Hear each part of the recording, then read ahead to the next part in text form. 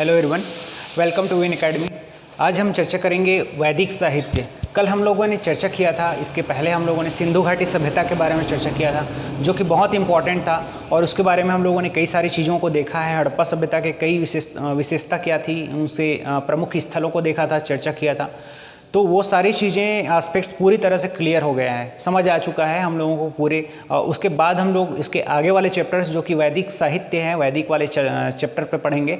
और बहुत इंपॉर्टेंट है वैदिक साहित्य, कितना इंपॉर्टेंट है हर पेपर में पूछा गया है। प्रीवियस ईयर के हर क्वेश्चन को उठा करके देखेंगे, वहाँ से क्वेश्चन पूछे ही गए हैं। तो उसमें कुछ सेक्शन है जिस पे हम देखेंगे। वेद है, एक महत्वपूर्ण है जो कि वेद है, और उपनिषद है, वेदांग है, षट दर्शन है, महाकाव्य, पुराण है। यहाँ से प्रश्न पूछे ही जाते हैं, बहुत बार क्वेश्चन पूछे गए हैं। तो इसको चर्चा करते हैं। आज का टॉपिक बहुत इंपॉर्टेंट है, समझते हैं। आइए तो देखते हैं वेद क्या होता है। वेद मतलब ये होगा कि वेद अलग अलग प्रकार के वेद हैं, जिसमें हम 4 वेदों की चर्चा करेंगे।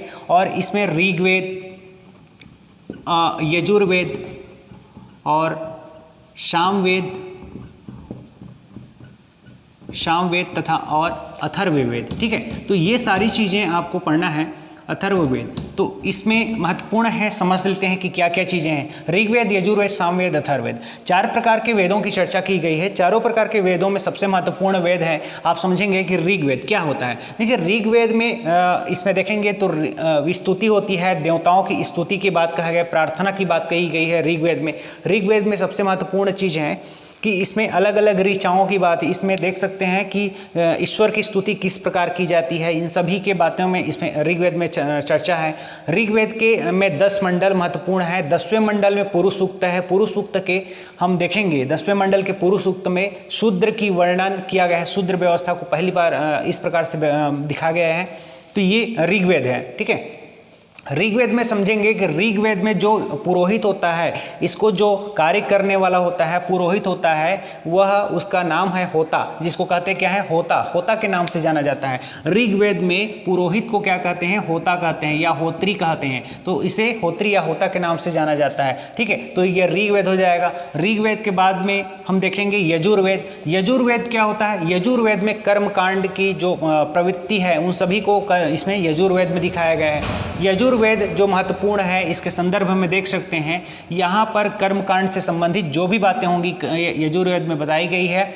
इसके जो कार्य करने वाले जो पुरोहित होते हैं, उसको अघर्यु के नाम से जाना जाता है। अघर्यु, ठीक है, क्या होगा, अघर्यु के नाम से जाना जाता है। ये ऋग्वेद में, यजुर्वेद के संदर्भ में है। इसी प्रकार से हम सामवेद की चर्चा करें तो सामवेद में संगीत से संबंधित जो बातें की गई है, वे सामवेद में बताया गया है। इसके पुरोहित होते हैं, उसे उद्गाता के नाम से जाना जाता है। उद्गाता इसमें का प्रमुख जो होगा वह पुरोहित होगा, और सामवेद के संगीत के माध्यम से इन सभी को इसमें श्रवण किया जाता है। ठीक है, इसके साथ ही साथ हम देखेंगे तो अथर्ववेद का चर्चा किया गया है, और इसमें अथर्ववेद महत्वपूर्ण वेद है, जिसमें जादू टोना तंत्र मंत्र की बातें इसमें की गई है। ठीक है, किसमें, अथर्ववेद। और ये अथर्ववेद का जो पुरोहित होता है उसे ब्रह्मा कहा जाता है। ठीक है, तो इस प्रकार से चारों वेदों की जो परिकल्पना इसमें वेद में हम पढ़ते हैं, 4 प्रकार के वेद होते हैं। इन चारों की व्याख्या इस प्रकार से है। ठीक है, ये इंपॉर्टेंट है। हम एक और देखें तो इसमें जो सामने के जो 3 हैं, इन तीनों को मिला करके देखें तो इसे वेद त्रयी के नाम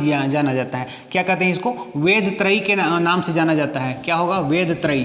तो वेद त्रयी के नाम से जाना जाता है, जिसमें से ये अथर्ववेद शामिल नहीं होता है। ठीक है, वेद त्रयी में अथर्ववेद शामिल नहीं होता है। इस प्रकार से देखेंगे ये उपनिषद क्या होता है। उपनिषद, इसको देखिए, उपनिषद बहुत महत्वपूर्ण है, और उपनिषद में उपनिषदों की टोटल कुल संख्या जो है वह 108 है। कुल उपनिषदों की संख्या 108 है। ठीक है, तो उपनिषद इसे कहा जाता है, बहुत इंपॉर्टेंट है। इसमें कई सारी चीज़ें इंपॉर्टेंट हो जाती है उपनिषद के संदर्भ में। और इसमें हम एक और चर्चा करेंगे कि जो वेदांग है, वेदांग के बारे में देखिए। वेदों के अंत वाले जो भाग होता है उसे वेदांग माना जाता है। देखिए वेदांग में 6 प्रकार के वेदांग महत्वपूर्ण चर्चा किया गया है। ठीक है, 6 प्रकार के वेदांग हैं, जिसमें 6 प्रकार के वेदांग में हम देख सकते हैं शिक्षा, कल्प, व्याकरण, ज्योतिष, निरुक्त, और छंद, ठीक है। तो ये 6 प्रकार के इसमें क्या हैं, आपके वेदांग हो जाएंगे। तो 6 प्रकार के वेदांग, इसमें प्रश्न पूछा जाता है कि वेदांग के अंतर्गत कौन कौन से शामिल हैं, इसमें प्रश्न पूछा जाता है, ठीक है। याद रखना इसको, शिक्षा, कल्प, व्याकरण, ज्योतिष, निरुक्त और छंद, ये 6 प्रकार के वेदांग हैं। ओके, तो इस प्रकार से देख सकते हैं। इसमें षड दर्शन, देखिए षड दर्शन 6 प्रकार के, 6 षड दर्शन के बारे में जिक्र मिलता है।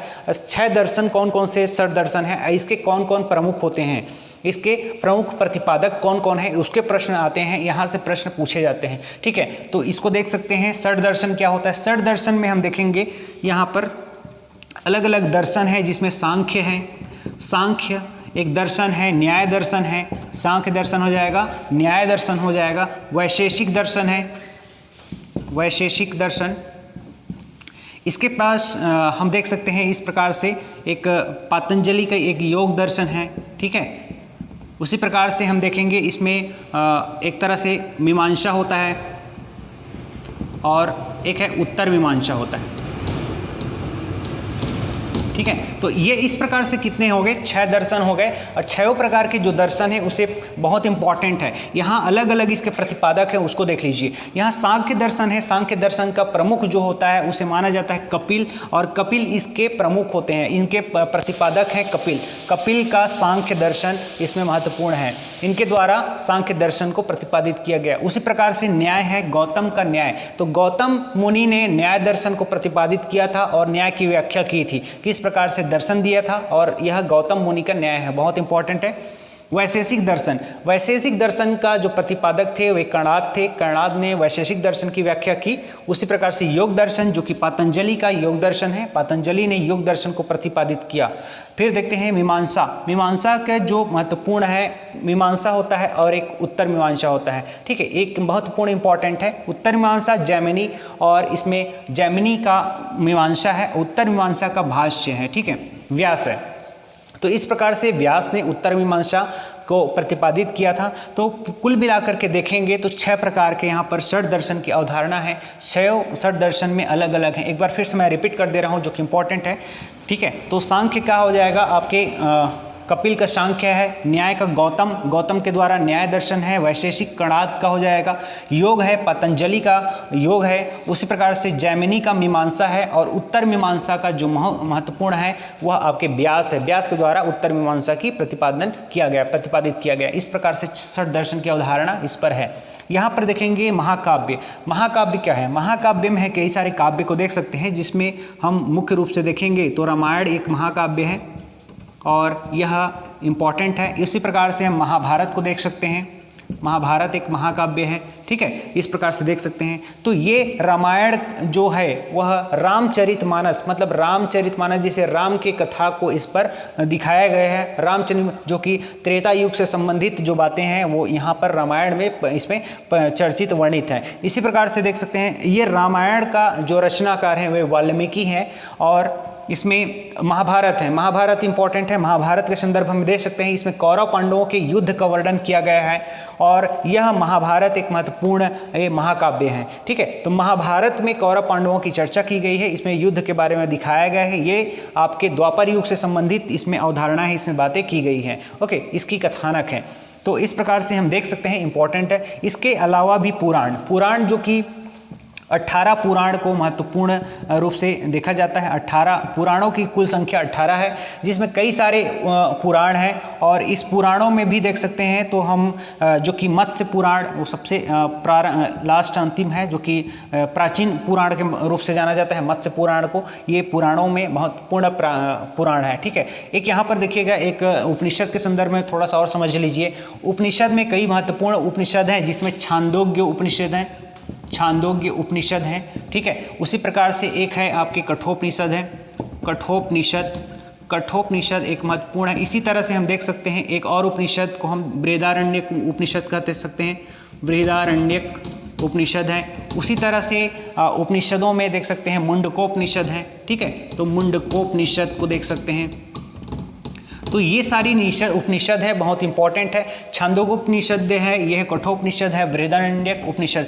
आपको समझना होगा, यहाँ से कई प्रश्न पूछे गए हैं ये कठोपनिषद से, मुंडकोपनिषद से प्रश्न आए हुए हैं पहले बार भी। और कठोपनिषद का जो इंपॉर्टेंट है, इसमें नचिकेता और यम के बीच में संवाद है, उसके बारे में उसको जिक्र किया गया है कठोपनिषद में। इसमें बातें हैं जो कि पद्य में वर्णित है, पद्य में इसके वर्णित है कठोपनिषद, जो कि यम और नचिकेता के बीच में संवाद को इसमें दिखाया गया है, जिसमें मृत्यु के रहस्य के बारे में कठोपनिषद में वर्णन है। ठीक है, उसी प्रकार से देख सकते हैं मुंडकोपनिषद में, जिसमें सत्यमेव जयते की अवधारणा कठोपनिषद में प्राप्त होती है, यह भी महत्वपूर्ण है। ठीक है, तो इस प्रकार से हम लोगों ने वैदिक साहित्य में जितने भी अवधारणा था, कॉन्सेप्ट थे, इन सभी के बारे में हम लोगों ने जिक्र किया है। इसके बाद हम लोग चर्चा करेंगे महाजनपद काल है, महाजनपद काल के बाद में हम और भी आगे टॉपिक्स जो कि इंपॉर्टेंट हैं उसको भी कवर करेंगे। ओके, सो बहुत इंपॉर्टेंट है, इस पर आगे भी चर्चा करते रहेंगे और बने रहिएगा हम लोगों इस पर, और आप लोगों को कॉन्सेप्ट भी क्लियर होते चलेगा। ठीक है, सो आज के लिए thank you so much to all of you. Okay.